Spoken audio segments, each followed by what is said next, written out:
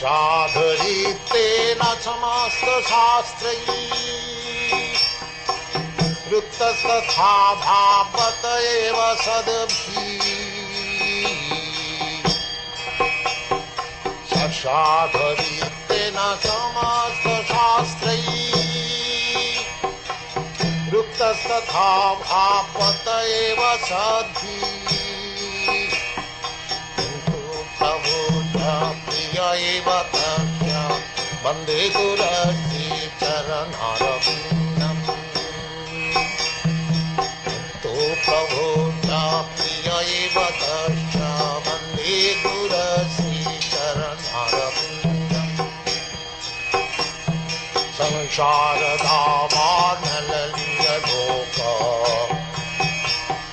प्राणाय पारिण घनाघनत्यम् सकलन गुणार्णवश वन्दे गुरश्री चरणारविन्दम्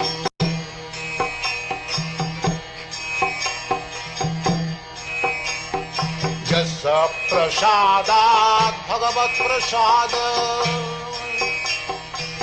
यस्य प्रसादात् न गति कुतोऽपि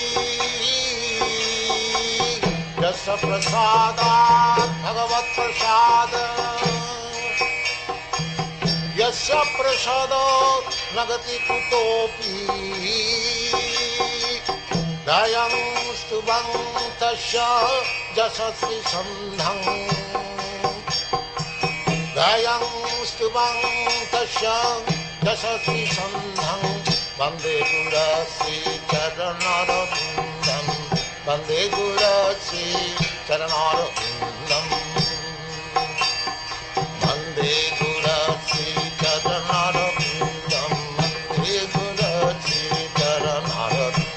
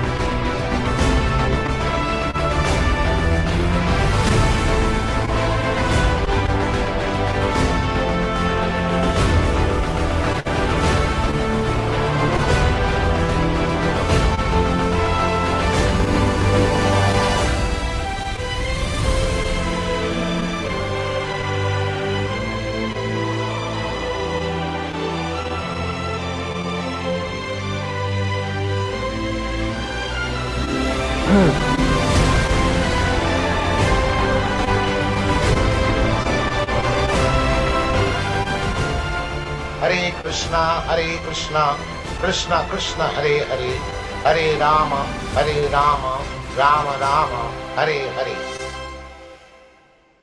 All glories to Srila Prabhupada, and welcome everyone to our Thursday night reading and discussion of Chaitanya Charitamrita at the Prabhupada Disciples Association Hare Krishna Society programs.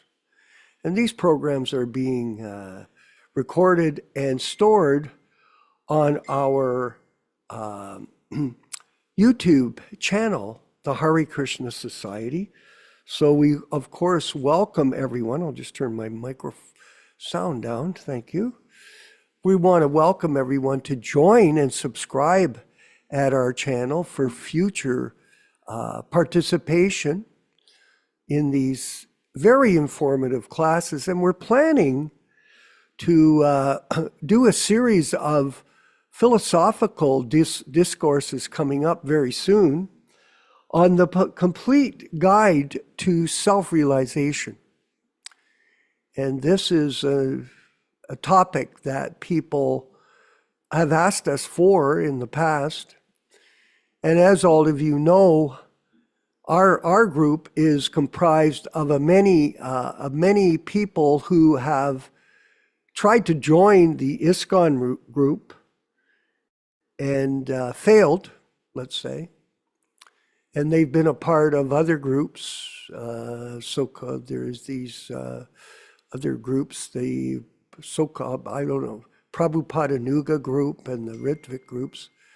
There are these different groups that have appeared on the horizon of knowledge. And we are in this particular role of presenting the truth to people about the philosophy of Krishna consciousness as Prabhupada taught us. And the main thing is, and Prabhupada always stressed that to all of us, personally and publicly, just do not change anything. Just repeat what you've heard without any adulteration. Why?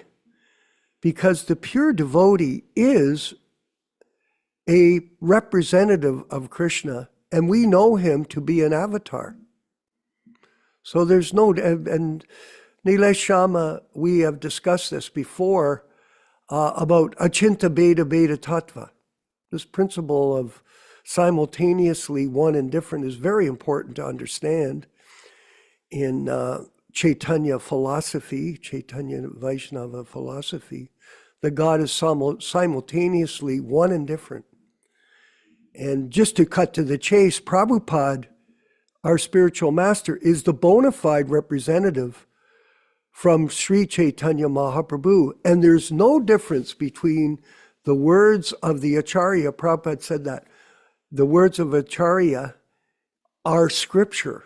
They're non-different than the words coming from Krishna. So I know when I listen to Prabhupada's lectures, I heard a wonderful lecture this morning from Srila Prabhupada in Melbourne. I was listening to it very intently. And I was thinking, Prabhupada, you're so brilliant. How do you do this? This is amazing. The level of spiritual understanding. And in this one lecture, and I will say it right now to all of us, if you just listen to one lecture of Srila Prabhupada and follow what he says, you'll go back to Godhead. It's one lecture. There are so many lectures that I've listened to, thousands. I've been at maybe 175 lectures personally given by him while he was in his manifested presence. That was a blessing for me. But the Vani incarnation, Nilesh, that he presents is much more convenient for all of us because you won't fall asleep. You can sit. A lot of times back in the day, everybody was working so hard. Even if you tried to stay awake, sometimes you nodded out. Huh? And then, or even you're sitting there and you're trying to concentrate, but there's so much commotion and activity and everything going on that you just can't stay focused. But these days, when you listen to the lectures carefully, every word, every sentence, it carries a depth of information that is so enlightening for the devotee. And this is Shastra. Everything the words of the spiritual master says are Shastra. And we're going to be making a book. And I wanted to ask everybody who's interested. We have had a response from Prabhu Eastern United States that's a graduate of research and study, R&D, research and development. He's going to participate. And we have various chapters we're looking for information. I did look to AI as well, Nilesh, because there's information there. Of course, we're going to Dadami Buddhi Yogam Tam Yena Mama Upayantite. I give the intelligence by which you come to me. The devotee is more intelligent than AI. Just know that for sure.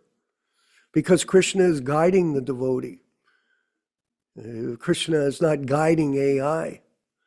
It's accumulation of information. So intelligence, the intelligence by which you come to me comes from within the heart through revelation. But nonetheless, we have some certain chapters in this book that we're presenting, which will be a book by PDA HKS. And some of the chapters are the holy dhams, Dwarka, Mayapur Navadvip, Jagannath Puri, and Sri Vrindavan Dham as part of the introduction.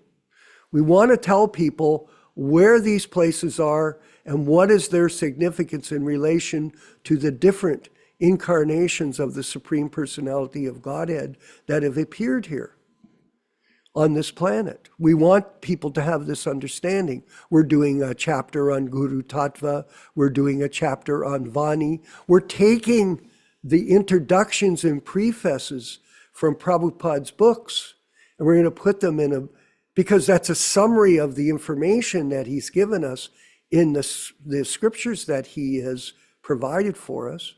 And we're going to take some other choice sections of Prabhupada's teachings, the perfect questions, perfect answers, create a complete summary guide for people to follow in order to understand who Prabhupada is, and then move forward and read the Gita, read the Chaitanya Charitamrita, read the Srimad Bhagavatam, and dive deep in this opportunity to get out of this material world by the association of a pure devotee.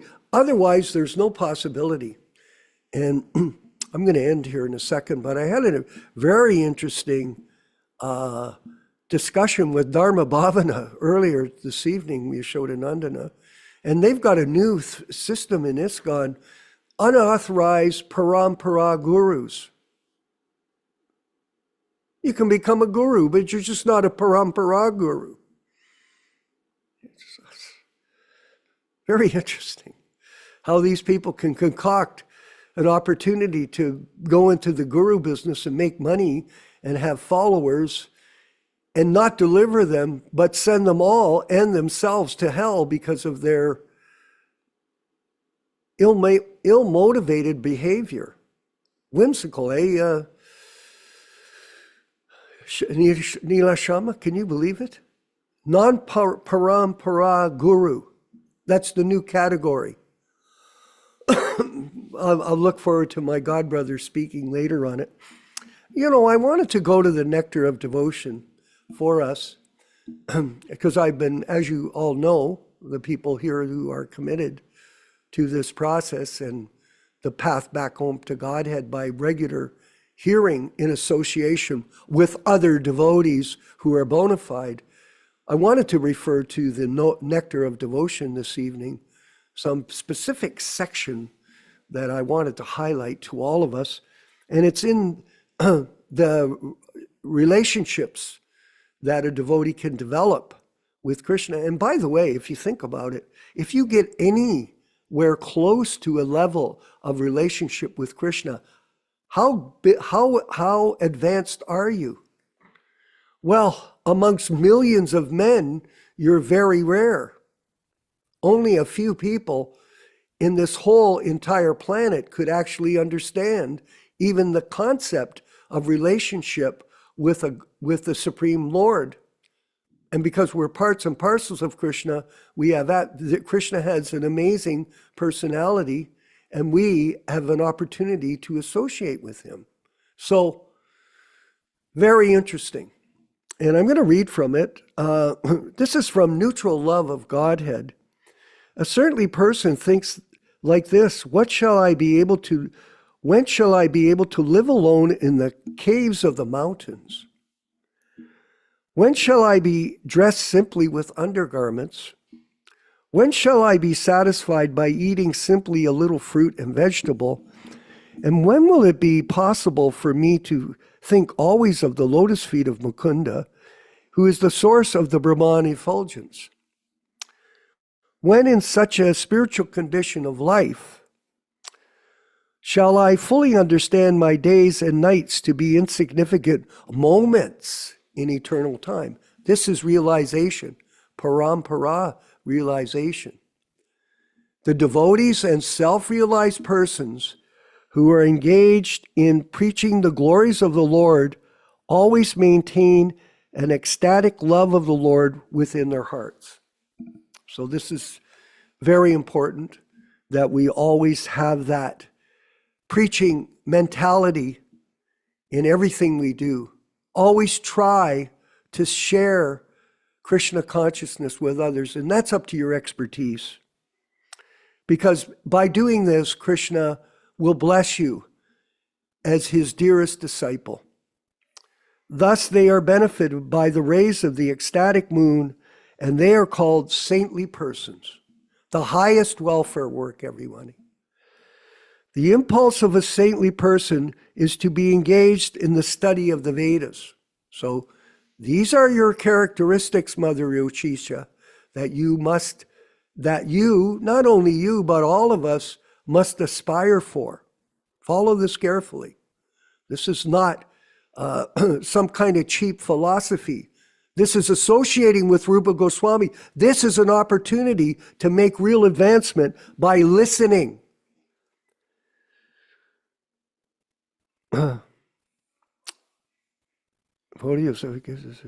Okay, sorry. They always live, especially the Upanishadic portions, to always live in a place where there is no disturbance from the common people, to always, no disturbance. So you have to create an environment in your house which is peaceful and meditative and focused. Like you can have an altar or a different, on my altar I have the leaves from the tree, the neem tree where Lord Chaitanya was born, given to me from Drupada. I have 17 deities that have been delivered to me from different people. Gaur Nitai, 3 steps of Lord Chaitanya, or Jagannath, I should say. And I have a Prabhupada Murti that was given to me from Drupada. Different people have brought all these presents to me, and I'm following a simple worship, but it creates an atmosphere in your house. And that's what you want to do. To always think of the eternal form of Krishna. Okay, you can do that by always chanting the holy name, doing your rounds. To be ready to consider and understand the absolute truth. Always in that mentality, open-mindedness, association with the pure devotee in his transcendental sound. To always be prominent in exhibiting knowledge. To see the Supreme Lord in his universal form, Vishwarupa. You see Krishna everywhere in the Shastras, the eyes of the Shastras. To associate always with learned devotees. I always enjoy that, by the way. That's one of my favorite things I do as a devotee. And I can tell you honestly, I do hanker after the association of my dear God brother, Yashodanandana Prabhu. We have a wonderful discussions ongoing of this philosophy and how we can all serve our spiritual master better. And to discuss the conclusions of the Vedas with similarly elevated persons. All of these qualifications of a saintly person serve to raise him to the status of Santa Rasha. Amazing. So there's a lot of insight here in these words from Srila Prabhupada that he's presented in the Nectar of Devotion, and it's filled with information.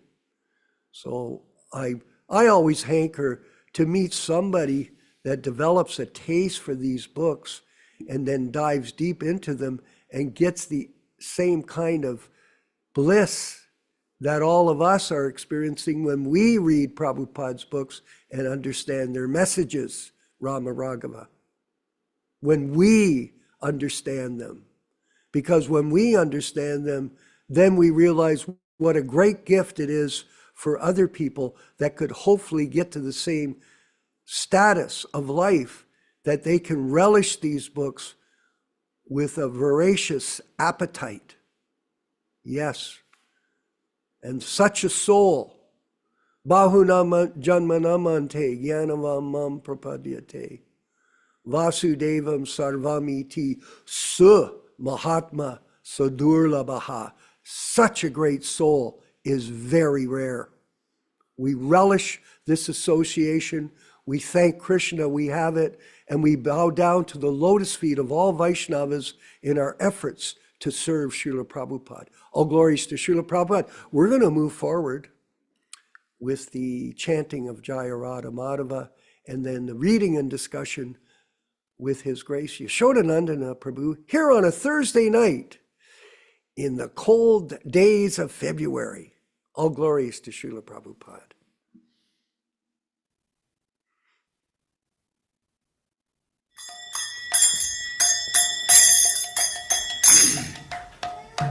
Singh.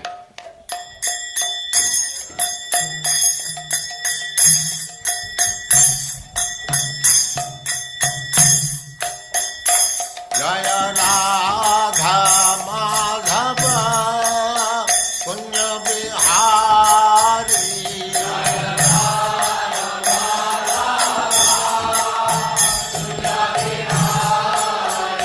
Jaya Radha Madhava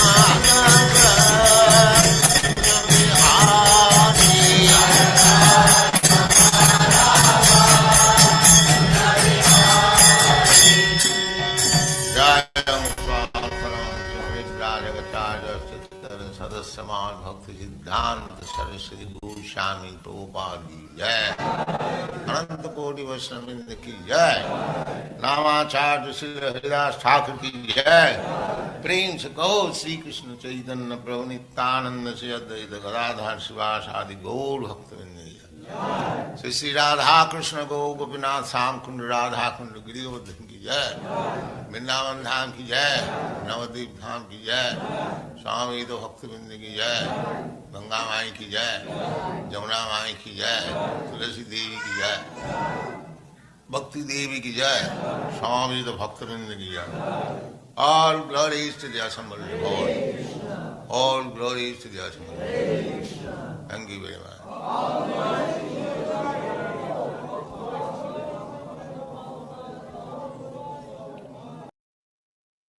Om Namo Bhagavate Vasudevaya.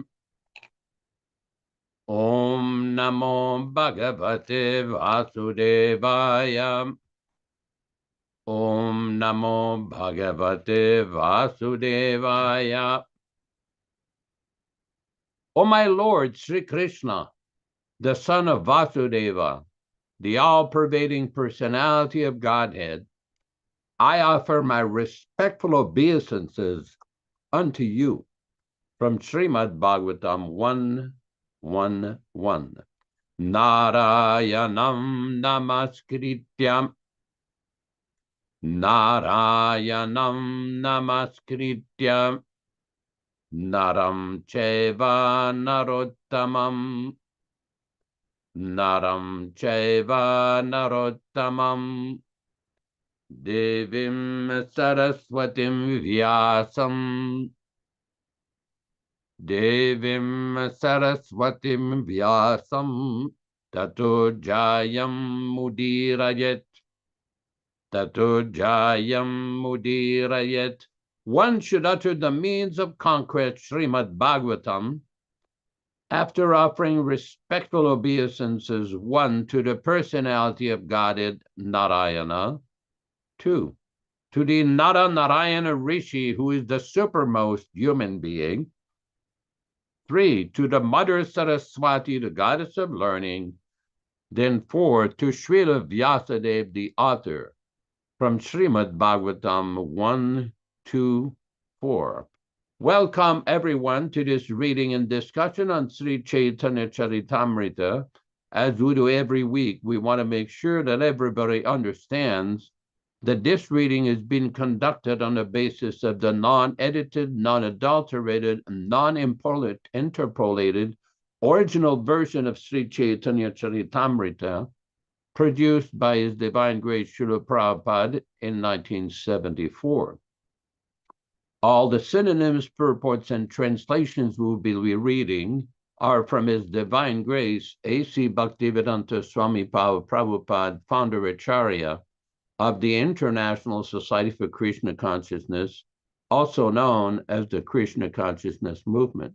As we do every week, we will read a few selected verses from the Chaitanya Charitamrita itself, which explain the meaning and the benefit of hearing this powerful transcendental literature. This is from the Adi Lila, chapter 1, text 18-22. Jai Jai Sri Chaitanya Jai Nityānanda Jaya Dvaita Chandra Jaya Gaura Bhakta Vrinda Glory to Sri Chaitanya and Nityānanda. Glory to Advaita Chandra. And glory to all devotees of Sri Gaura, Lord Chaitanya.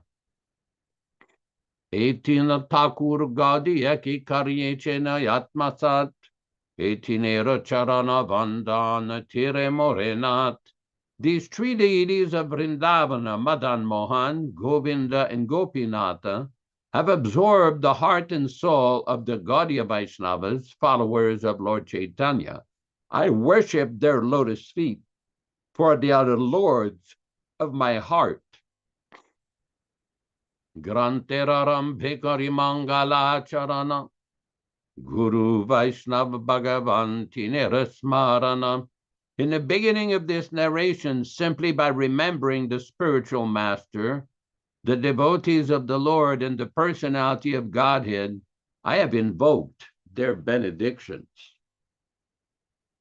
Tinera smarane ai vina vinashana, anayase ai nijavanchita purana. Such remembrance destroys all difficulties and very easily enables one to fulfill his own desires. Simangala charanoi tribida prakar vastu nirdesha chiravada namaskara. The invocation involved three processes: defining the objective, offering benedictions, and offering obeisances. We will proceed with our reading of this section of verses for this week.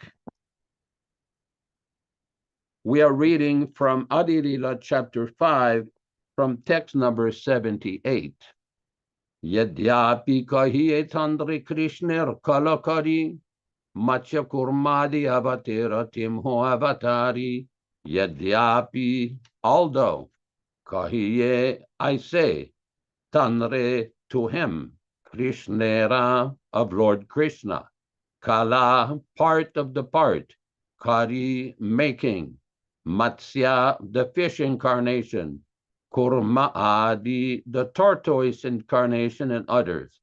Avatarera, of all these incarnations, Tinho, he, Avatari, the original source. Translation by Srila Prabhupada. Although Kshirodakai Vishnu is a kala of Lord Krishna, he is the source of Matsya, Kurma, and the other incarnations. Text 79. Ete cham sakalaha pumsaha Krishnastu Bhagavan Swayam Indrari Vyakulam Lokam Mridayanti Yuge Yuge Ete.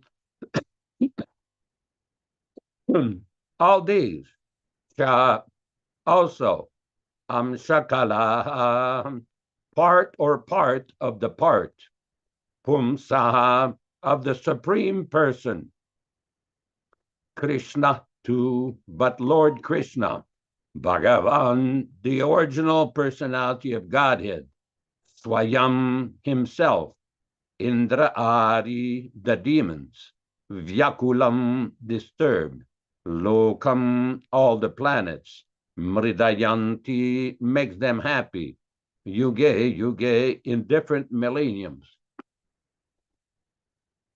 Translation by His Divine Grace. All these incarnations of Godhead are either plenary portions or parts of the plenary portions of the Purusha avatars. But Krishna is the Supreme Personality of Godhead himself. In every age, he protects the world through his different features when the world is disturbed by the enemies of Indra. Purport. This quotation is from Srimad Bhagavatam 1.3.28, text number 80. Se purusha sristiti pralyalere karta, nana avatara kare jagatera bharta. Say that Purusha, the personality of Godhead, srishti stiti pralayera, of creation, maintenance and annihilation, karta, creator, nana, various, avatara, incarnations, kare, makes, jagatera, of the material world, Bharta, maintainer. Translation. That Purusha Kshirodakshaya Vishnu is the performer of creation, maintenance, and destruction. He manifests himself in many incarnations, for he is the maintainer of the world. Text number 81. Srishti adi nimitte amshira avadhana, seta amshira kahi avatara nama. Srishti adi nimitte, for the cause of creation, maintenance, and annihilation, yea, which amshira avadhana, manifestation of the part, seta, that certainly, amshira kahi, I speak about that plenary expansion, avatara nama, by the name incarnation. Translation. That fragment of the Mahapurusha who appears for the purpose of creation, maintenance, and annihilation is called an incarnation. Om Ajnanatimirandasya Jnananjana Shalakaya Chakshurunmilitam Yena Tasmai Shri Gurave Namaha. Namo Vishnu Padaya Krishna Prestaya Bhutale Srimate Bhaktivedanta Swamin Niti Namine. Namaste Saraswati Deve Gauravani Pracharine Nirvishesha Shwanyavadi Paschatya Deshatarine Bhakti Siddhanta Shishyaya Bhakti Vedanta Namine Prasannaya Prashantaya Tasmai Gurave Namaha. Bhagavad Vandanam Kadyam Guru Vandana Purvakam Kshiram Sharkara Yuktam Kadatehi Visheshatah Adadana Strinam Danteridam Yachi Punaha Punaha Srimadrupa Padam Bhoja Dhulisyam Janma Janmani Amsho Bhagavato Smyaham Sadadaso asmi sarvata tat kripa pikshako nityam tat prishtashat karomi swam Sri Krishna Chaitanya Prabhu Nityānanda Sri Advaita Gadadhara Srivasadi Gaura Bhakta Vrinda Hare Krishna Krishna Krishna Hare Hare Hare Rama, Rama Rama, Hare Hare.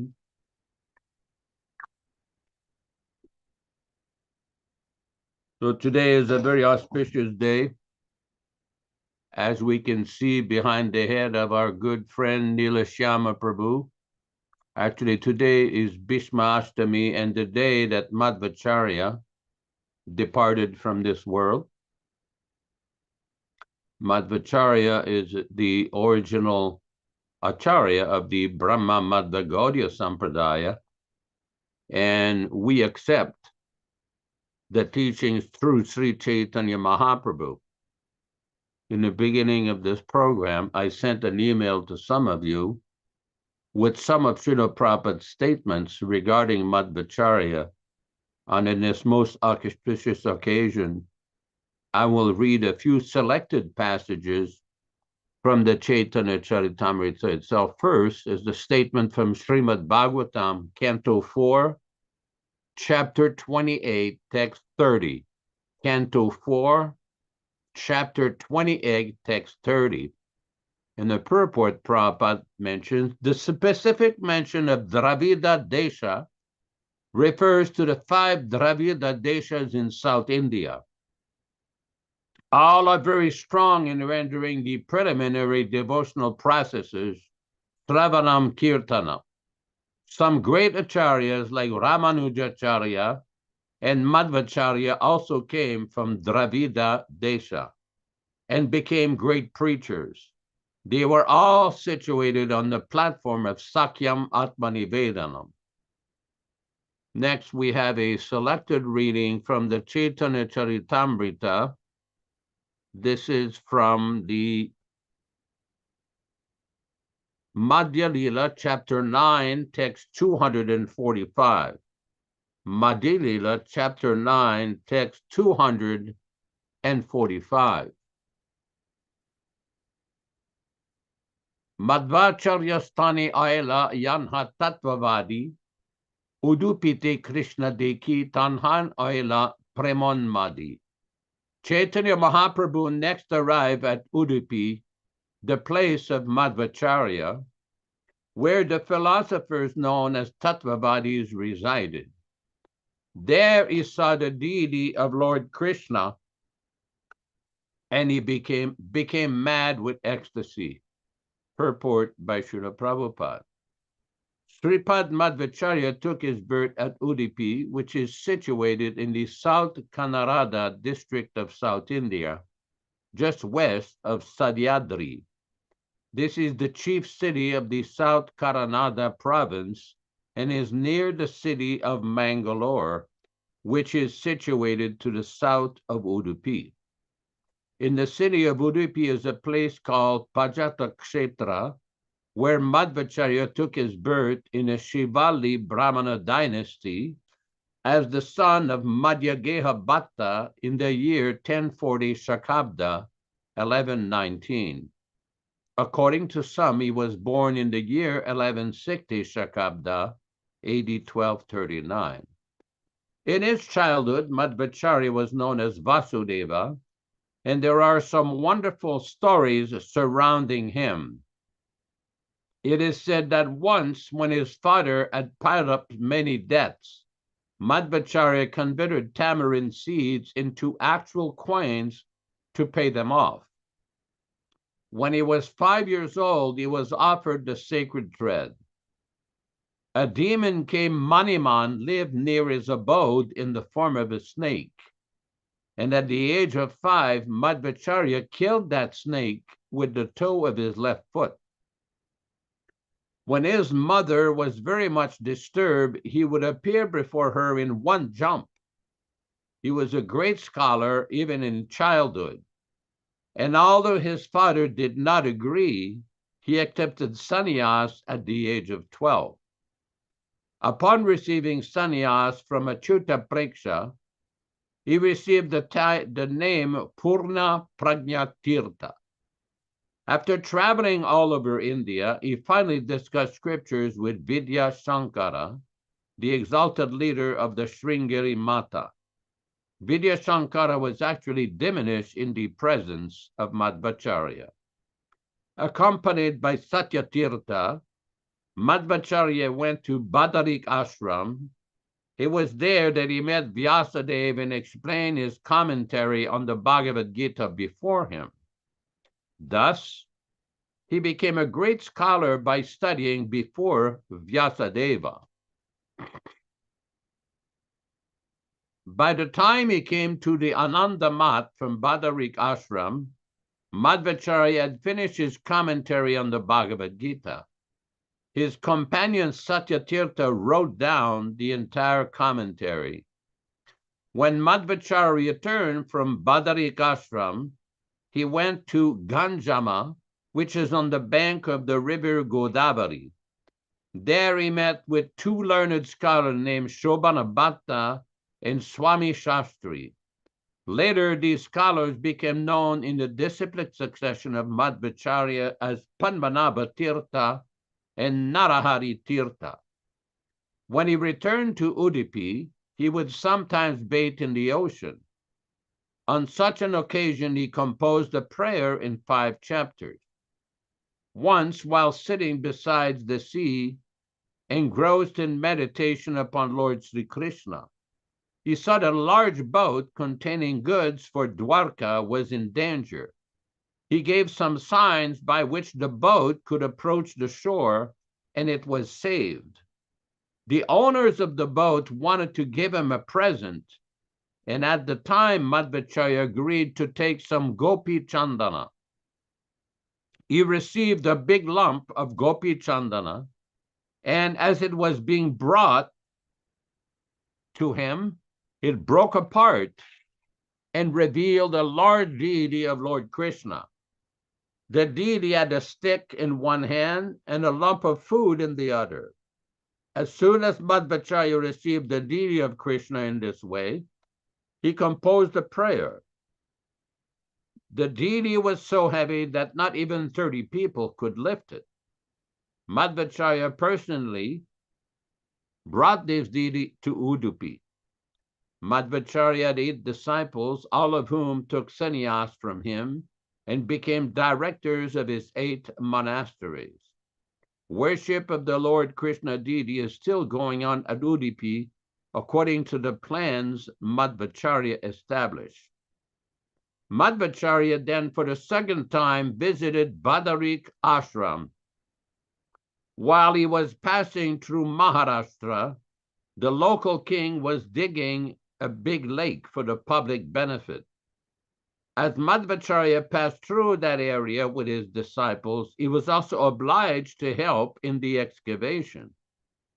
After some time, when Madhvacharya visited the king, he engaged the king in that work and departed with his disciples. Often in the province of Ganga Pradesha there were fights between Hindus and Muslims. The Hindus were on one bank of the river and the Muslims on the other. Due to the community tension, no boat was available for crossing the river. The Muslim soldiers were always stopping passengers on the other side. But Madhvacharya did not care for these soldiers. He crossed the river anyway, and when he met the soldiers on the other side, he was brought before the king. The Muslim king was so pleased with him that he wanted to give him a kingdom and some money, but Madhvacharya refused. While walking on the road, he was attacked by some dacoits, but by his bodily strength, he killed them all. When his companion Satyatirtha was attacked by a tiger, Madhvacharya separated them by virtue of his great strength. When he met Vyasadeva, he received from him the Shalagram Shila known as Ashtamurti. After this, he summarized the Mahabharata. Madhvacharya's devotion to the Lord and his erudite scholarship became known throughout India. Consequently, the owners of the Sringeri Math established by Shankaracharya became a little perturbed. At that time, the followers of Shankaracharya were afraid of Madhvacharya's rising power, and they began to tease Madhvacharya's disciples in many ways. There was even an attempt to prove that the disciplic succession of Madhvacharya was not in line with Vedic principles. A person named Pundarika Puri, a follower of the Mayavada philosophy of Shankaracharya, came before Madhvacharya to discuss the Shastras. It is said that all of Madhvacharya's books were taken away, but later they were found with the help of King Jayasimha, ruler of Kumla. In discussion, Pundarika Puri was defeated by Madhvacharya. A great personality named Trivikramacharya, who was a resident of Vishnu Mangala, became Madhvacharya's disciple, and his son later became Narayana Acharya, the composer of Sri Madhva Vijaya. After the death of Trivikramacharya, the younger brother of Narayanacharya took sannyas and later became known as Vishnu Tirtha. It was reputed that there was no limit to the bodily strength of Purna Prajna, Madhvacharya. There was a person named Kadanjari who was famed for possessing the strength of 30 men. Madhvacharya placed the big toe of his foot upon the ground and asked the man to separate it from the ground. But the great strong man could not do so, even after great effort. Sri Madhvacharya passed from this material world at the age of 80 while writing a commentary on the Attareya Upanishad. For further information about Madhvacharya, one should read Madhva Vijaya by Narayanacharya. So the point being of reading this is that this is a very special day for devotees of our Sampradaya, the Gaudiya followers of Sri Chaitanya Mahaprabhu. And this is very, very important. During the time of Bhaktivinoda Thakur, some local Bengali scholars started some propaganda that the disciplic succession given in the writings of the Gaudiya Acharya was not bona fide. They were trying to find discrepancies in the list of the acharyas that were given. And Bhaktivinoda Thakur wrote some commentary saying that the disciplic succession which has been provided by Baladev Vidyabhushana, he has given the whole list in his book called Prameya Ratnavali. In the beginning of Prameya Ratnavali, in the first chapter, he gives the whole list of the acharyas all the way from Krishna through Sri Chaitanya Mahaprabhu. And Bhaktivinoda Thakur wrote that anyone who does not accept this list of acharyas from Baladev Vidyabhushana is the greatest enemy of the Gaudiya Sampradaya. In other words, Bhaktivinoda Thakur validated the list that had been given. And this list that was given by Baladev Vidyabhushana was also very similar, same list that was given by Kavi Karnapur, one of the foremost associates of Chaitanya Mahaprabhu.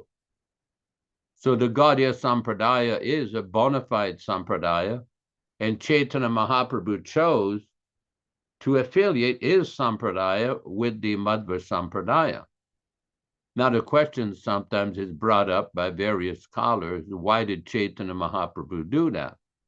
And one of the explanations that has been given by Srila Bhaktisiddhanta Saraswati Thakur in his journal Sajjana Toshani is that the teachings of Madhvacharya explain the strongest way, he preaches in the strongest way the difference between the living entity, the Jiva, and the Supreme Lord, the Jivatma and the Paramatma. That's why Madhvacharya is often seen with the two fingers.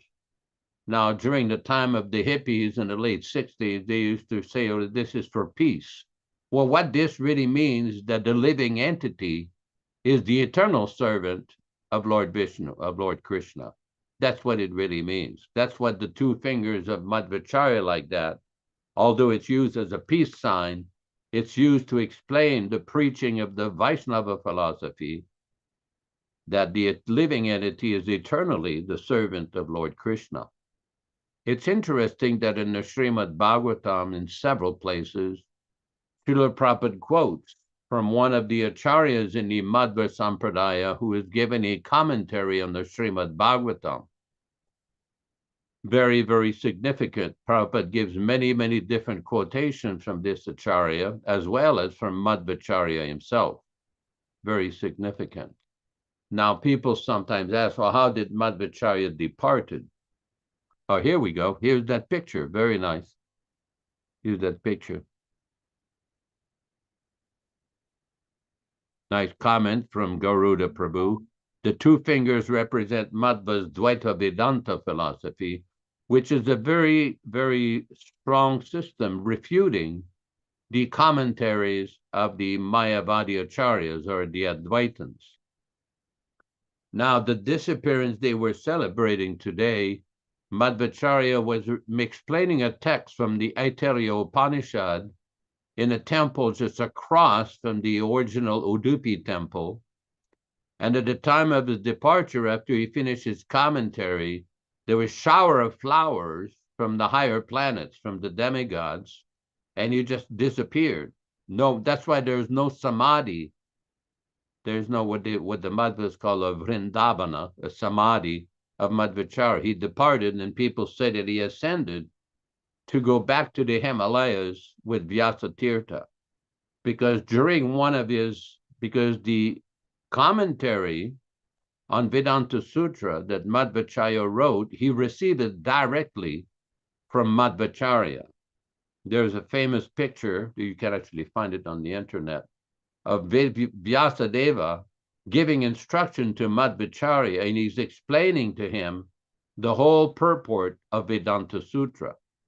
So very, very important. That temple is still there, and the place where Madhvacharya departed is still there. Very, very sacred place.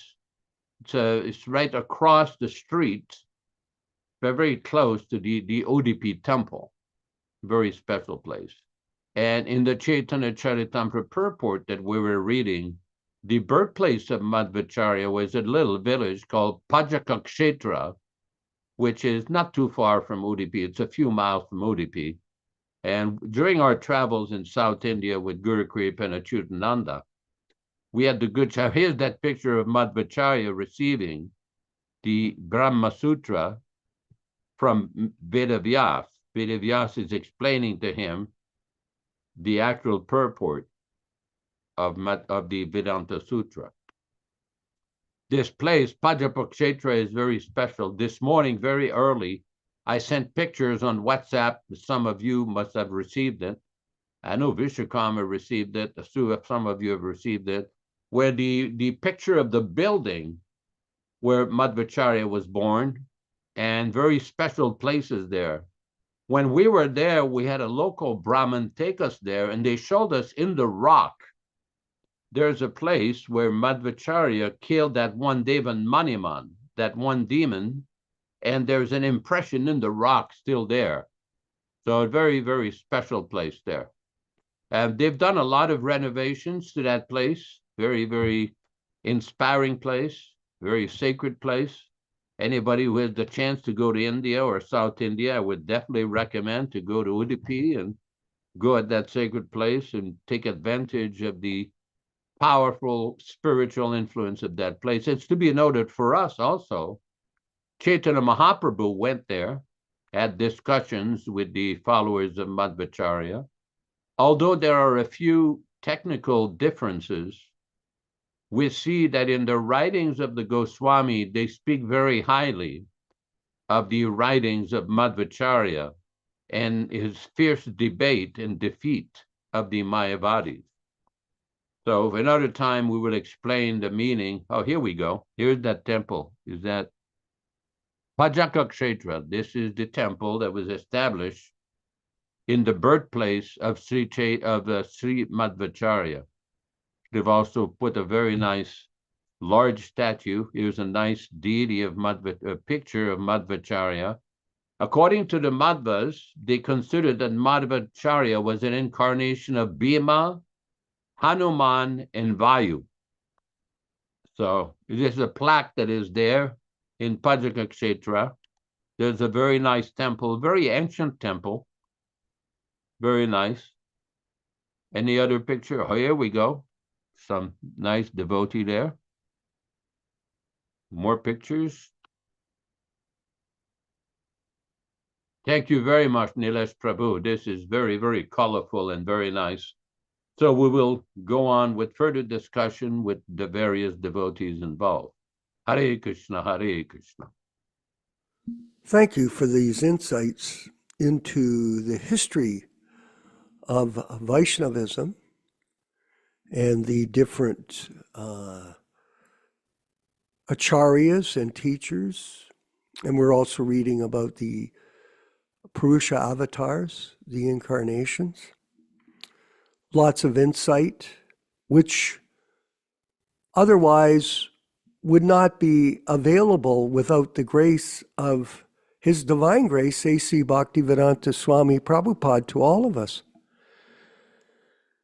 And Prabhupada told us that the only thing that was missing in this modern world of abundance, especially here in Canada and America, it's quite abundant here, is the shortage of Krishna consciousness.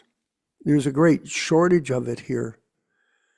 And we can see that in every action that goes on here, especially in the modern society here with the changing of governments. There's very little reference. There's a superficial reference to God. Seems like some sort of sentimentalism. But the actual understanding of God and our relationship with him as his eternal servants is not discussed. It's not. It's actually a wasteland of ignorance, of silence. It's, they often say, Yashodanandana Prabhu, that you never should talk politics or religion with anyone because it'll ruin your relationship with them. Why? Because these people are insane. This insanity is all pervasive in the Kali Yuga as it progresses forward.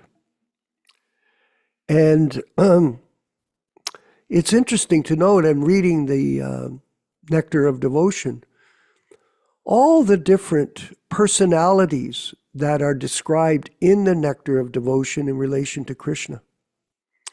And today, we were reading about Madhavacharya and reading about all these different acharyas in the disciplic succession. So many different authorities that none of us have ever heard of.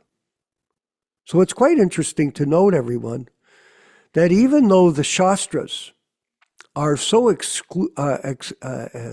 expansive, so many Shastras, like for example, I was talking to our godbrother Joe Felice today. Even the Srimad Bhagavatam, which is a summary study of the Vedanta Sutra, is 18,000 verses. 18,000? And that's just a small drop in the ocean of transcendental information that's given by Krishna down through the ages through himself and his various bona fide acharyas. So there's an ocean of information, but somehow or other, Mother Uchisa, there's a drought in the Western world. It's completely dead for transcendental information. And even the transcendental information that we get has been distorted. Like I was speaking to Dharma Bhavana, Yashodanandana Prabhu, he's saying non-guru parampara gurus. There's some new concoction by the ISKCON group to present people as gurus that are non-parampara. It's unfortunate, very unfortunate, because Krishna appears, everyone. Parichanaya sadhunam vina shayata disgatam. He appears to deliver the pious and annihilate the miscreants.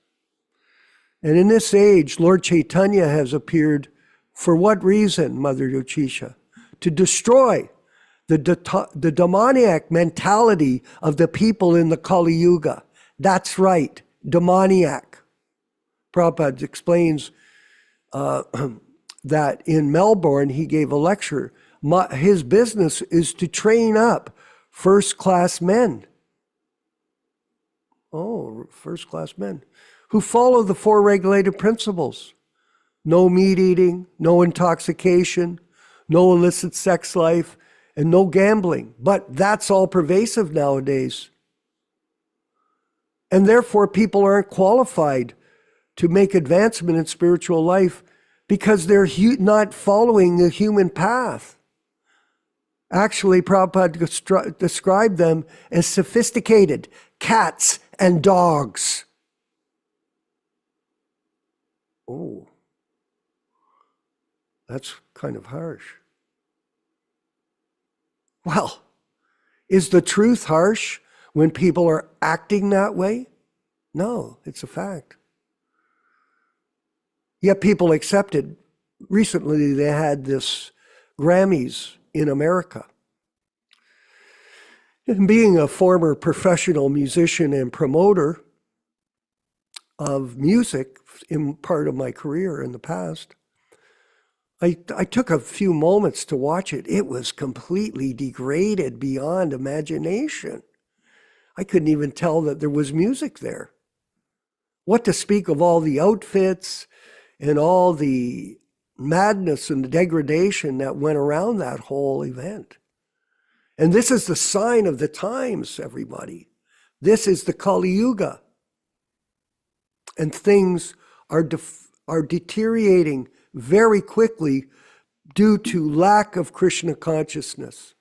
Now, Prabhupada has blessed this world with his preaching, and just see, in Americas, it appears that some people are appearing on the scene that are devotees.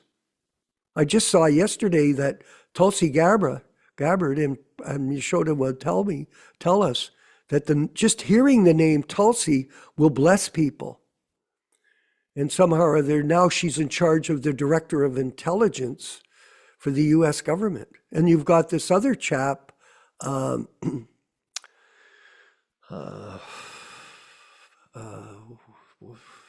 of them, Mukesh Patel, who's a Hindu. Yeah, Patel. Yeah, he's a Hindu. Kashyap. Yeah. What is his first name? Kashyap Patel. Yes. So Kashyap. he's a Hindu, and he honors his mother and father, and he has some training like that. And I wanted to mention to you all, by the way, that the president, Donald Trump, rendered direct service to Srila Prabhupada and to Nityānanda in New York City in 1976. And some people don't know that.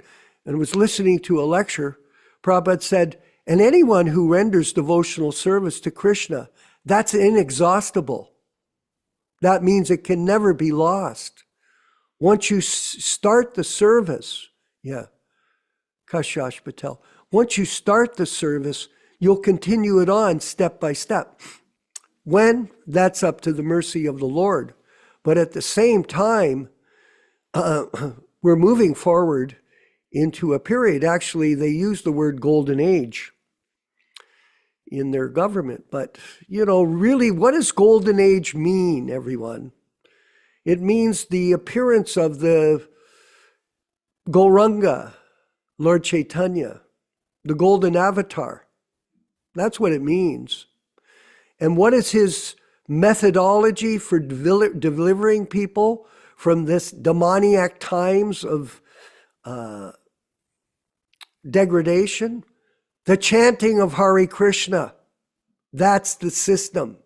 There is no other way. There is no other way. There is no other way.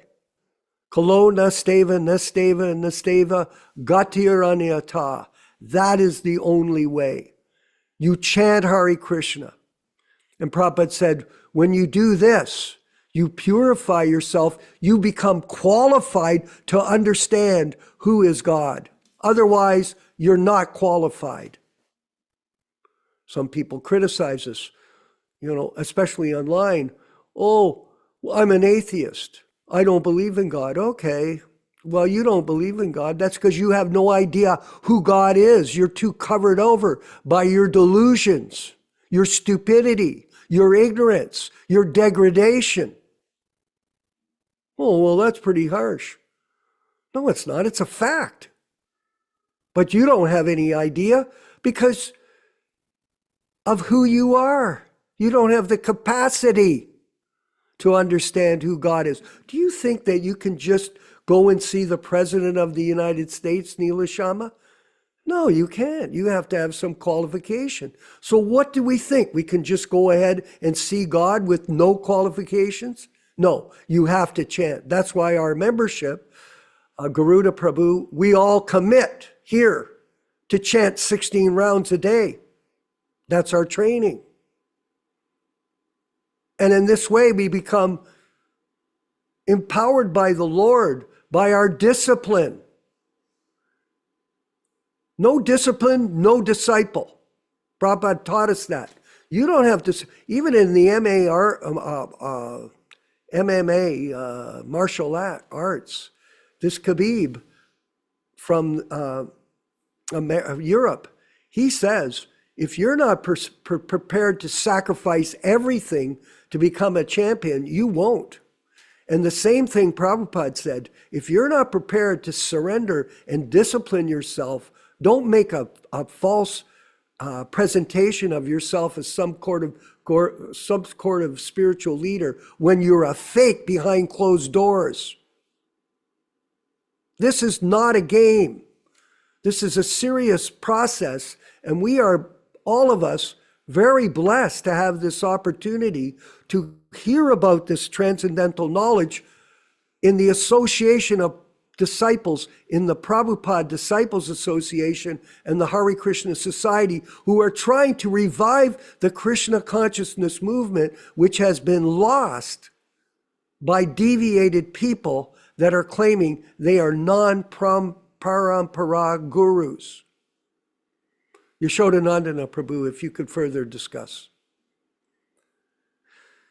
So we have, let's see if we have the, in Chaitanya Charitamrita Adilila, chapter 7, text 128, Prabhupada states, the statements of the Shankara philosophy, which are the teeth of the Mayavadi philosopher, are always broken by the strong argument of Vaishnava philosophers, such as the great acharyas, especially Ramanujacharya, Sripad Ramanuja and Madhvacharya, break the teeth of the Mayavadi philosophers, who can therefore be called Vedantis, toothless. We had an interesting meeting in Bangalore in 1975, and one of the Swamis, Vishweshwatirtha Swami, who was a very prominent Swami from ODP, and another Swami from the Parakal Mat, a branch of the Ramanuja Sampradaya, they came there. And everybody, there was like quite a few people, a fairly large hall, and Nityānanda made a point about this exact statement of Srila Prabhupada in the Chaitanya Charitamrita purport. And he says, can anybody explain what is the meaning of Vedanta? So, of course, a couple of people put their hands up, and he says, no, Vedanta means Vidanta. Danta means teeth, means Vedanta means that the great acharyas like Madhva and Ramanuja have broken the teeth of the Mayavadi philosopher. Of course, everybody in the crowd really laughed and really enjoyed that explanation. But it's quite so significant, especially, I know that Garuda Prabhu can really identify with this. There's a long history of very complex, detailed arguments between the followers of Ramanuja, especially the followers of Vedanta Desika, a branch of the Sri Vaishnava Sampradaya, and the followers of Madhvacharya, especially Jayatirtha, Vyasatirtha, and some other disciples who have written very strong books defeating the position of the Mayavadis in detail, in great detail. This is a story for another time. We'll take a little bit of time to explain the whole controversy, but rest assured that the philosophy of the Vaishnavas has been very strongly established by these great acharyas.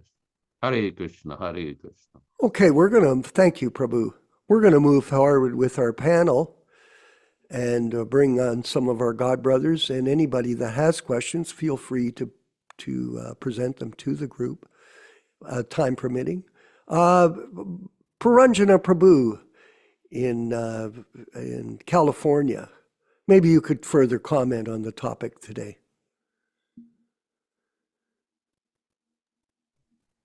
Haribo? Yes, Haribol. Oh, okay. Yeah, it's funny. When I first got on Facebook, there was a group, a Hindu group. It's called Ashram, and I started posting little pictures of Krishna with little quotes on there, and right away a bunch of the people on there, because they're all Shankaraites and Shivites and all that. Most of them are, Yeah. They were all complaining, and then they had a big debate amongst the administrator. Should we kick this guy off the forum? Because I was asking questions like, for example, okay, we're all one with God. I'm God, you're God, we're all God. How does God get a toothache? How come God has to go to Starbucks and gulp down coffee and get in a big traffic jam to go to work? Is that what God, is that the Leela of God? Yeah, that's the Leela of God. Really? I don't think so. So anyway, they didn't like that. I was kind of exposing their thing in so many ways. So this went on and on for a while. But finally, one of the original administrators of this thing said, no, he's going to stay. He's going to stay. We're going to have to deal with it. And so I've just been, ever since then, posting. I take quotes of, Prabhupada's quotes from Bhagavad Gita and all that kind of stuff. So it's interesting that they, in the background, they're Krishna bhaktas of some type. They like pictures of Krishna. They just don't understand that Krishna is not a mundane person. They think Krishna is just like us. He's a great person. He's greater than the rest of most people, but he's also subject to birth and death like the rest of us. So this is a grave misunderstanding. And Prabhupada said the smarter Brahmins, who are by and large Mayavadis, they destroyed the culture of India because, telling everybody it's all one, go with the flow. Prabhupada said that's hippie philosophy. And that doesn't work. Like if you're being invaded by the Muslims, you can't just go with the flow. So this was a big problem. And one of the reasons India was overtaken by all of these other cultures, because they didn't understand. It's not all one. We are not one with the Muslims. Mahatma Gandhi said that. Well, we're one with the Muslims. There's not going to be a problem. Yeah, what? There's going to be a big problem. But anyway, so Krishna has saved us from this it's all one thing. It's not all one. And Prabhupada also said that's the last, refuge of Maya, to think that you are God. That's the last stage of illusion. And it's a very powerful illusion. And therefore, even great devotees should not listen to Mayavad commentary because it is a very powerful illusion. And it's a very alluring idea. Oh, I'm God. Oh, I can become God. That's how we fell here in the first place. So you're just cycling around. You started out with that bad argument, and you end up with that bad argument again. You aren't going anywhere. So we're very lucky, very fortunate. We know we're not one. We're little peanut-sized, atomic-sized particles of God, but we are not God proper himself. We're just little teeny imitations, and that's all we are at this point. So anyway, all glories to Madhvacharya. Haribol. Thank you very much. Actually, we are the servant of the servant of the servant of Srila Prabhupada. And the more we can take that role, the more glorious our life will be. And this Mayavadi philosophy, Prabhupada told us, is more or less spiritual suicide, because you're trying to annihilate your personality and anything to do with it by becoming one with the eternal bliss of the Brahman aspects of the Supreme Lord, one with God, not servant of the servant of God. So a far, far away understanding of truth. There's a truth there, but it is a long way away from the absolute truth. And we're going to go to Dharma Bhavana in Dallas, Texas. Maybe you can share, and then we'll go to Garuda after that, your ideas on this today's verse, your vision. Hare Krishna. Thank you. I'll just make a very brief presentation here. Yeah, Madhvacharya gives us such determination to distinguish between ourselves and the Supreme Personality of Godhead. And I was also at Udupi a few months back, and I can attest that it feels like a transcendental place, whatever my perception was. It's so very beautiful there. And but the lecture that the devotees gave just a little while back here locally, they mentioned some very strange things. They were trying to make the title or position of guru as something very easy or simple instead of something very, very exalted. Like in the 1970s, Prabhupada would teach through all the books. In his class, that the bona fide guru is a perfect devotee, lives in the spiritual world, he hears from Krishna, and he's authorized by the predecessor Acharya. And we had Prabhupada's example to kind of manifest before us. So these things were pretty easy to understand. But in the lecture, there was mentioned how There are three things that one should keep private. One is one's worshipable deity. Another is one's vows, like, oh, I'm going to chant 25 rounds on Ekadasi. And the other one is you should keep your guru a private thing. Because sometimes devotees ask each other, well, Haribo Prabhu, who's your spiritual master? And some conversation goes on, and sometimes it may not be so agreeable after that. So better not to ask about that, because just make it very, very agreeable to everybody. Don't say anything. And he was just complaining how what happened in 1978, devotees made a big, big mistake. They went across the river and got authorization from people they shouldn't have gotten authorization from. But in the class, there was never any mention what Prabhupada exactly told the devotees to do. He gave enough instructions, but that was just kind of left out. And so now the idea is now in 2025, anybody can become a guru. Anybody can have this title. It's usually considered a non-parampara guru. You can't put your picture or your name to be number 33, or like in Bhagavad Gita, they show the parampara. So they're very, very strange. And it seems like whatever goes wrong, it's not successful. They have to change the idea of a guru every few years. That's all. Thank you, Haribo. Yeah, I wanted to just clarify for everyone, these three rules that you mentioned, there are some rules of concoction by them. It's not a rule of the Vaishnava tradition. We don't keep gurus secret. This is all bogus. Garuda Prabhu, maybe you could share some insights based on Yashodanandana's talk this evening. Hare Krishna. Hare My Krishna. pranams to everyone. My pranams. Yeah, wonderful focus on Madhvacharya this evening. I really appreciate it. Madhva comes right in the middle of the Vedantic development of Bhashyas on the Vedanta Sutra. Of course, first as Shankara writes his Shariraka Mimamsha Bhashya of the Vedanta Sutra, and then in the 8th century, and then in the 11th century, Ramanuja comes and responds to it with the Vishishtadvaita Vad, and with his Sri Bhashya. And then, now, the Vishishtadvaita is in a way a kind of acknowledgement of oneness, but a distinction within oneness. So it definitely corrects Shankara, but for Madhva, it wasn't strong enough.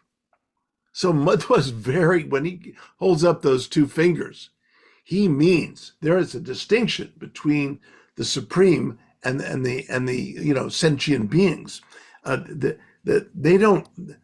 is an absolute distinction that cannot be merged. It cannot be in any way compromised. He was very powerful and very strong, and he wrote dozens and dozens of books. My gosh, and he interpreted the Vedas in one of the contributions among many. And I had over to my house years ago the foremost scholar of Madhva's works. And I'm trying to remember his name. I have his book right up there. But he came to my house, and he's written several volumes that are really profound philosophical discourses on how to appreciate Madhva's philosophy. But one of the things that Madhva did is he interpreted all of the Vedas and all of the personages mentioned in the Vedas as part of Krishna. As you know, Krishna is very little mentioned in the Vedas at all. Vishnu is mentioned more, but Madhvacharya said actually the Vedas are all about Krishna, and he very powerfully puts this thesis together, and he has a real Krishna bhakti lens that is just unparalleled. Now, he doesn't really focus on Radha Krishna. Later, that happens after him with Nimbarka's Dvaita. And then, of course, comes Vallabha's Shuddha and our wonderful Mahaprabhu Gauranga's philosophy of Achintya Bheda. And many philosophers outside of the Gaudiya tradition, in my scholarly world, consider Mahaprabhu's Vedantic formula as the finale, the complete, the sort of ultimate resting place for Vedantic understanding. And so this is a great privilege to be able to talk about the Vedantic philosophy of Mahaprabhu Gauranga. And this is what I focus my life on, writing about that, writing just about that. So it's a thrilling, it's a privilege that we are the recipients of Mahaprabhu's Achintya Bheda Bheda Tattva. Excellent. So, Yashodananda. Yeah, Yashodananda. Can you further comment, please? Yes. Well, one point I want to make, during the travel in South India, in Udupi, we had the chance to meet with a devotee named, he's departed now. His name is Bananjay Govindacharya. He was a great scholar who knew a few languages, great Sanskrit scholars. He had profound knowledge of the Kannada language, and he was very accomplished in the study of Madhvacharya's literatures. And his greatest contribution, he compiled all of the manuscripts. He had access to all the manuscripts of the Udupi libraries. And he compiled a book called Madhva Mula Grantha, which is the original text that was written by Madhvacharya, because during Madhvacharya's time, they didn't have printing presses. They used to write on these long palm leaves, and they would be bound up on the left side, and he would write with this indelible black ink. And they still have some of these old manuscripts in some of their libraries in Udupi. So what this scholar did, he went to this took several years to compile all of the original books that were compiled by Madhvacharya, because Madhvacharya dictated his books to some of his disciples, like Rishikesh Tirtha and others, and they would write down what he was dictating. Now, what this scholar did, he compiled to the Madhva Sarva Mula Grantha, all the original literature that were compiled by Madhvacharya. So the entire Madhva Sampradaya has that. This is something at some point in this movement, the original first edition, non-adulterated, non-interpolated, what Prabhupada approved, the first edition books, also referred by some of us as original, should be compiled, because a lot of people have a misconception in this movement that books that were produced, yeah, very nice, he's mentioned here, books that were produced before 1978 are all original. They're not. They're not all original. They're not all first edition. During Prabhupada's manifested presence from 1965, during his preaching mission, from 1965 till November 14th, 1977, there were several editions of the books. Now, I'm quite aware of all the arguments that Prabhupada allegedly approved this edition or that edition. The problem is, we do know that in 1977, on the 22nd of June, during the Rascal editor's conversation in Prabhupada's garden, it was brought to Prabhupada's attention that there were several editions of some of his books, and he did not like that. That's why he made the statement that the next printing should be again the original way. This was Prabhupada trying to tell us, stop changing the books, stop this over-editing of the books. That's right. Because this is a very dangerous tendency that the other sampradayas have never indulged in. There is no sampradaya in India, Vaishnava sampradaya, even the Mayavadi sampradayas don't do this.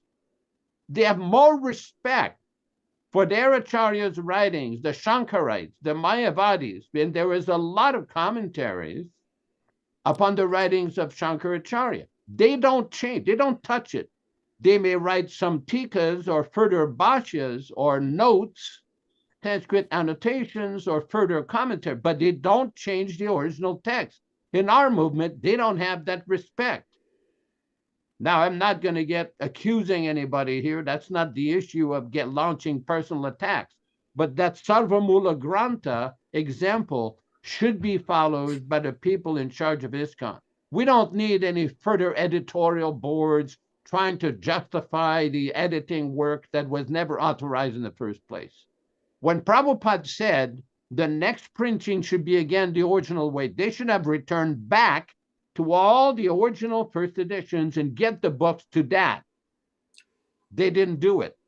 They never did it, and they still don't want to do it, despite pleas from such people like Garuda Prabhu and numerous other people. This is a point on this program that we've done again and again and again. Do not change the original books. And I know, because I've had numerous people ask me, well, what about this book? What about this edition? Right now, during Prabhupada's manifested presence, there are several editions of Ishopanishad, several editions of the Bhagavatam, first 4 cantos, several editions of the teachings of Lord Chaitanya, several editions of the Krishna book. Why so many differences? This is all nonsense. They should stop that. Prabhupada did not utter it. That's why Prabhupada, in that conversation, when you carefully study Prabhupada at one point, say, they cannot change anything. Stop this change disease. This is a very dangerous disease. I mean, there are numerous statements by Srila Prabhupada. If one thinks he's more intelligent than his guru, he thinks he can change, and Prabhupada said in a lecture in Philadelphia, then he's finished. This is very, very dangerous tendency. That's all I'll say for now. Hare Krishna. Okay, well, very well spoken. And if I could add, it is done on the basis of personal ambition.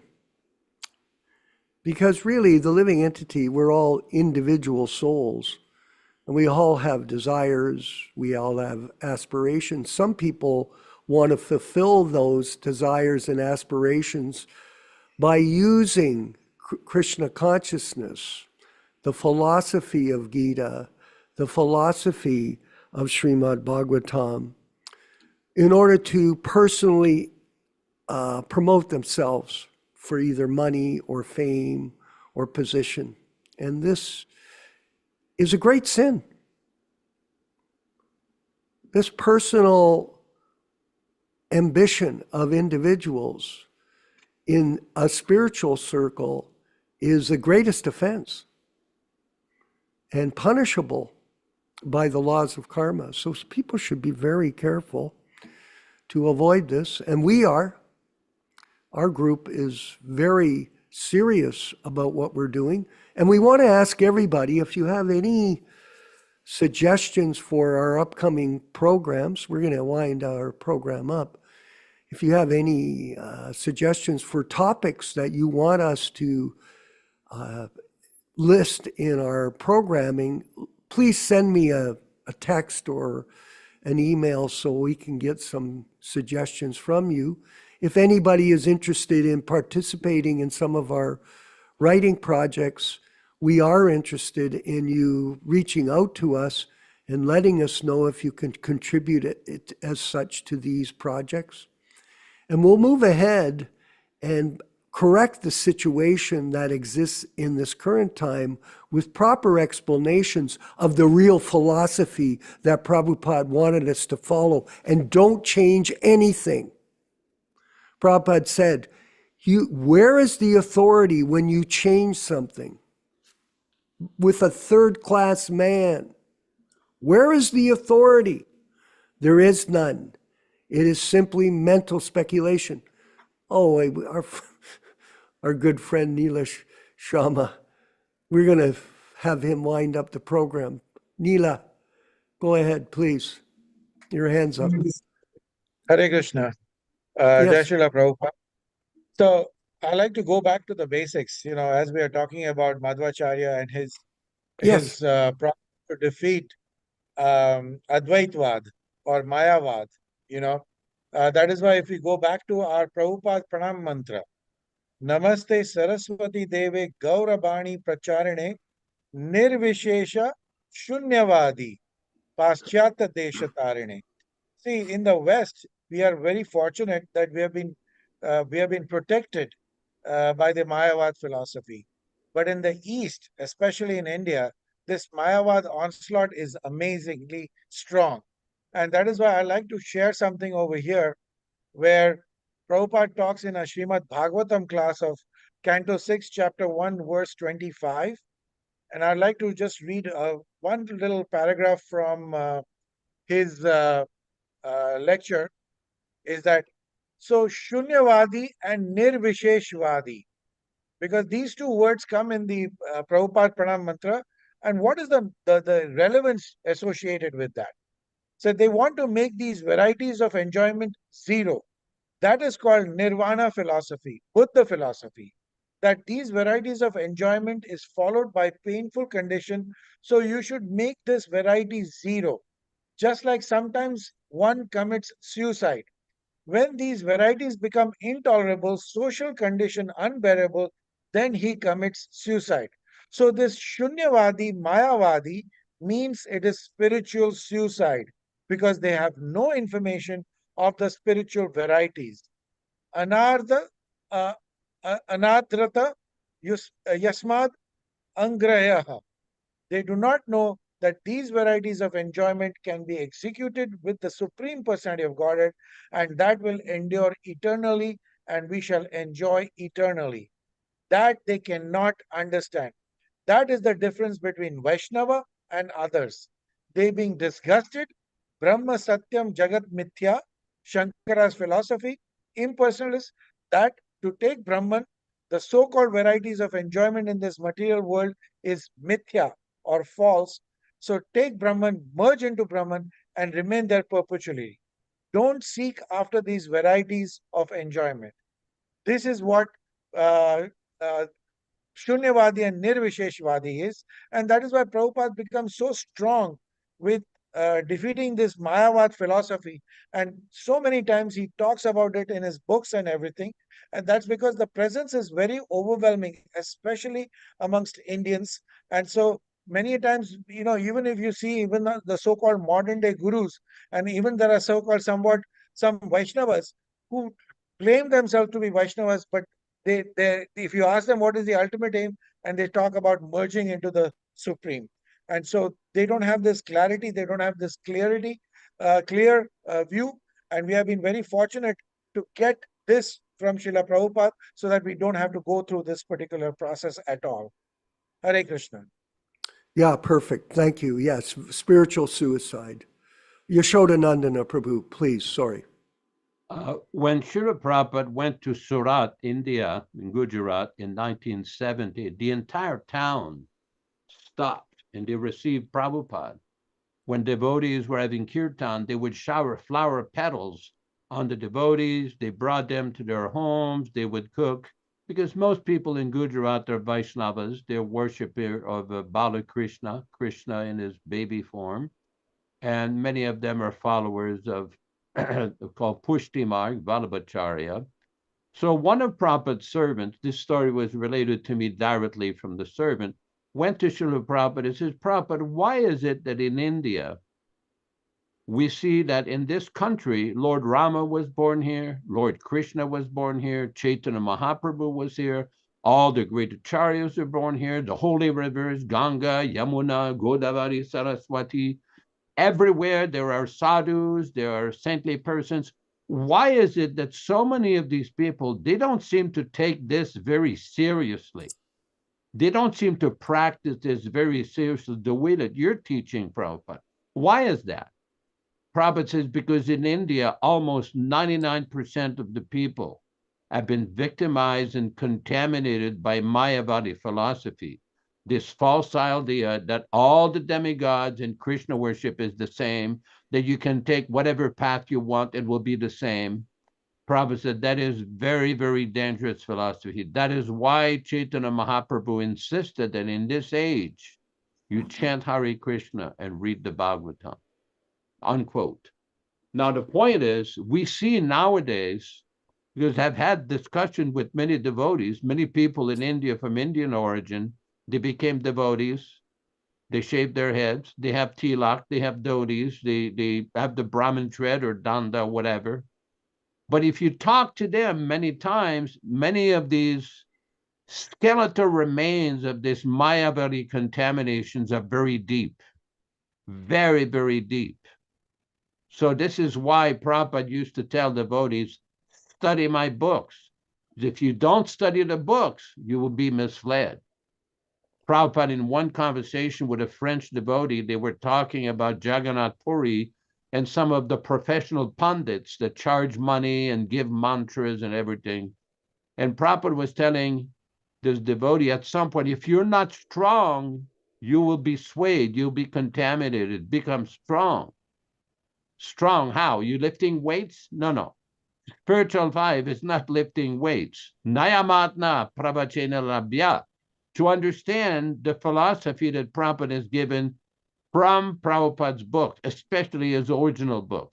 Because we see that many people who read these revised books, these non-authorized revised books, don't understand the philosophy. They don't understand the philosophy as presented and as given originally by Srila Prabhupada. Thank you very much. Hare Krishna. And we're winding up the program, and thank you, everyone. Just a concluding word. It's called the last snare of nescience. Prabhupada called it like that. That you're on the path, and then you start to believe that you are God. And this is a very unfortunate situation for people that follow the Mayavadi philosophy. And this is something that was elaborately discussed today in the class. And I hope all of you feel some ananda, satchit ananda, some bliss. And that's our goal. We want to bring about a sense of bliss and happiness in our association of Prabhupada disciples and the members of the Hare Krishna Society, which is our goal. And our goal is to distribute Prabhupada's original books and to also open centers. So if you're interested in opening a center, please let us know. Ron Singh has opened a center I wanted him to speak, actually we'll get him on Saturday, to speak about an invitation to people who are looking for some shelter and would like to be a part of an ashram in his California residence of Oroville. I know it's complicated nowadays with how strict the immigration policies are, but if anybody's interested in opening a center and creating a shelter for some other people who are more unfortunate than some of us, then we're interested in discussing it. All glories to all of you and all glories to the Sankirtan movement. Let's move forward with the chanting of Hare Krishna. 2 minutes and 54 seconds by Srila Prabhupada in his Harinam version of Hare Krishna. Haribol.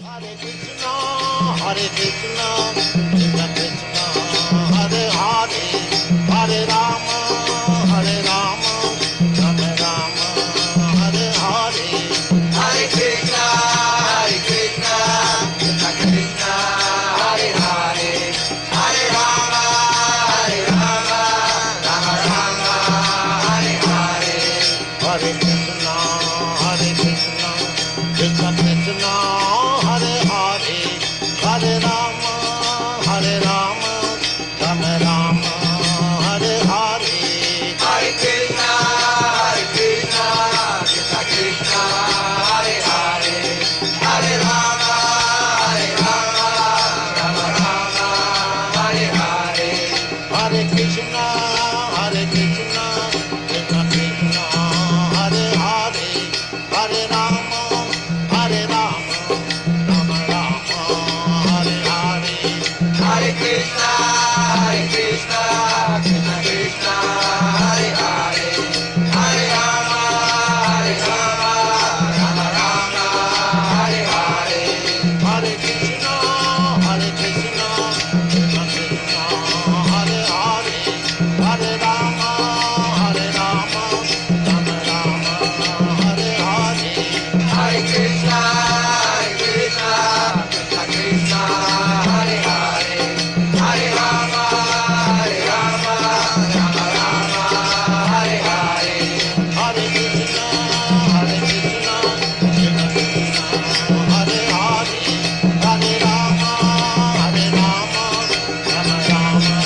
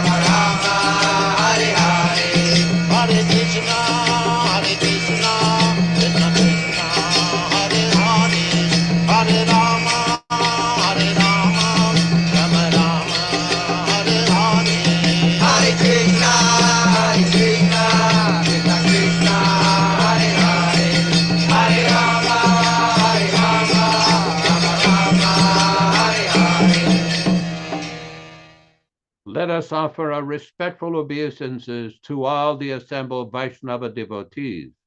Vanchakalpa tarubhyascha kripa sindubhya evacha patitanam pavanibhyo Vaishnavibhyo namo namaha. I offer my respectful obeisances. We all offer our respectful obeisances unto all the Vaishnava devotees of the Lord who can fulfill the desires of everyone, just like desire trees, and we're full of compassion for the fallen souls. Thanks, everybody, for participating in his lively discussion on this most auspicious day. Tomorrow is the disappearance day of Sripada Ramanujacharya. We invite all of you. We will discuss some of these on Saturday morning at 7 o'clock a.m. We invite everybody to join us for Bhagavad Gita reading. We want to thank Vishwakarma Prabhu in Hamilton, Ontario, Canada, Ram Raghavan and his good wife, Bhakti Eunice in Georgia, and our good friend Krishna Katha, San Diego, California, Rupa Goswami Prabhu in Bombay, Neil Sharma Prabhu in Florida. I see he still has his hands up. He's always eager to discuss things. You want to carry on with another question from him, Prabhu? Okay? Okay, very good. And thank you very much, Garuda, from Washington, D.C., or wherever you are. And we invite all of you to join us on Saturday morning at 7 o'clock a.m. Pacific Standard Time, corresponding to 10 o'clock a.m. Eastern Time. Thanks, everybody. Hare Krishna, Hare Krishna. Hare Krishna, Hare Krishna, Krishna Krishna, Hare Hare, Hare Ram, Hare Ram, Ram Ram, Hare Hare. Hare Krishna, Hare Krishna, Krishna Krishna, Hare Hare, Hare Ram, Hare Ram, Ram Ram, Hare Hare. Hare Krishna, Hare Krishna, Krishna Krishna, Hare Hare, Hare Ram, Hare Ram, Ram Ram, Hare Hare. Hare Krishna, Hare Krishna, Krishna Krishna, Hare Hare, Hare Ram, Hare Ram, Ram Ram, Hare Hare. Hare Krishna, Hare Krishna, Krishna Krishna, Hare Hare, Hare Ram, Hare Ram, Ram Ram, Hare Hare. Hare Krishna, Hare Krishna, Krishna Krishna, Hare Hare, Hare Ram, Hare Ram, Ram Ram, Hare Hare.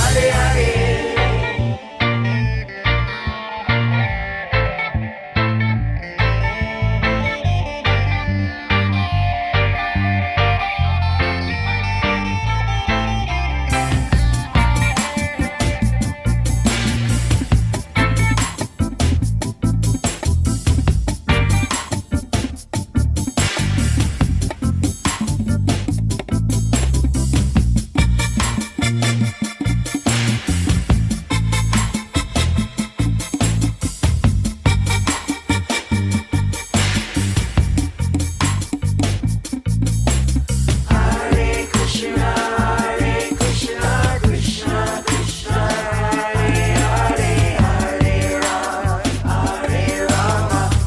Hare Krishna, Krishna Krishna, Hare Hare, Hare Ram, Hare Ram, Ram Ram, Hare Hare. Hare Krishna, Krishna Krishna, Hare Hare, Hare Ram, Hare Ram, Ram Ram, Hare Hare.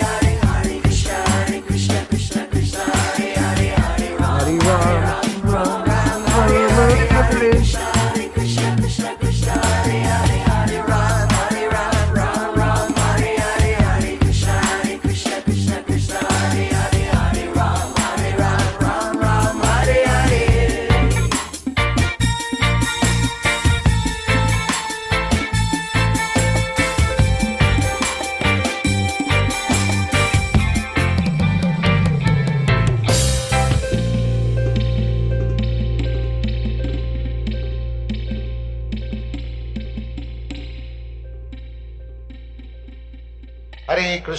Hare Krishna, Krishna Krishna, Hare Hare, Hare Rama, Rama Rama, Hare Hare.